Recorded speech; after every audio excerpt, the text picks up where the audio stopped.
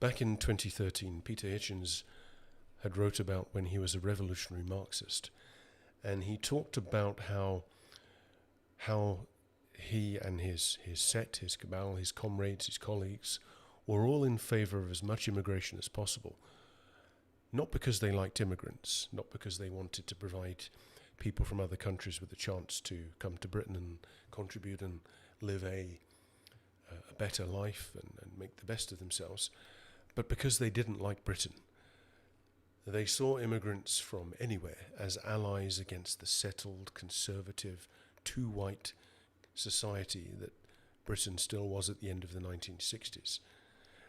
And they especially like to feel superior to the bewildered people in the poorest parts of Britain especially, who found their neighbourhoods suddenly transformed into vibrant, diverse communities. And naturally, if they dared to express even the mildest objections, they were called racists, xenophobes, bigots.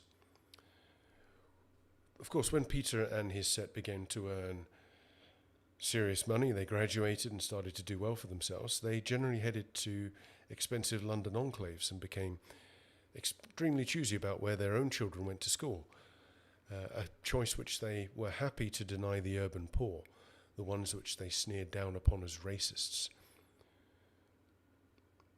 They really didn't care what the great silent revolution was wreaking upon the lives of the British poor. To them, patriotism, tradition, quote-unquote nationalism, could always be derided as racist. And also, as a bonus, it meant cheaper servants for the new rich middle class.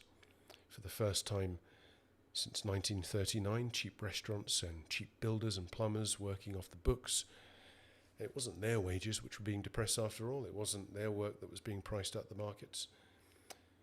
After all, immigrants didn't do the sorts of jobs which Peter and his set did. They were no threat to them.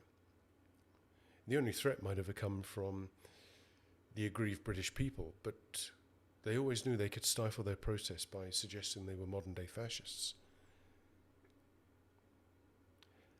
Peter, unlike many of his set, have since repented and turned a new leaf. And to quote him, he said, "I have learned since what a spiteful, self-righteous, snobbish and arrogant person I was. And most of my revolutionary comrades were too." We are now at a point in Britain where the middle classes are also threatened by this, where the numbers are no longer in their favour. And it will be interesting to see, as the years go on and as we become minorities in our own land, where very few immigrants truly assimilate or even want to, or let alone given any reason to, and where more and more of the white working class are separated from their own culture and history and spoon-fed a narrative that Britain has always been a nation of immigrants, that it doesn't have a culture, it doesn't have a people. It will be interesting to see how many more people in Peter's position will come out and say they were wrong.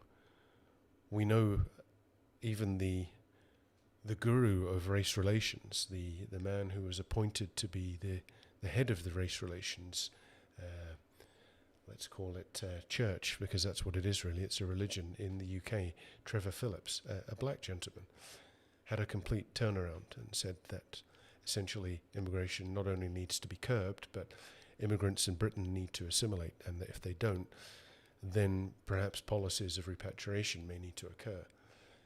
He, of course, is now anathema, particularly because the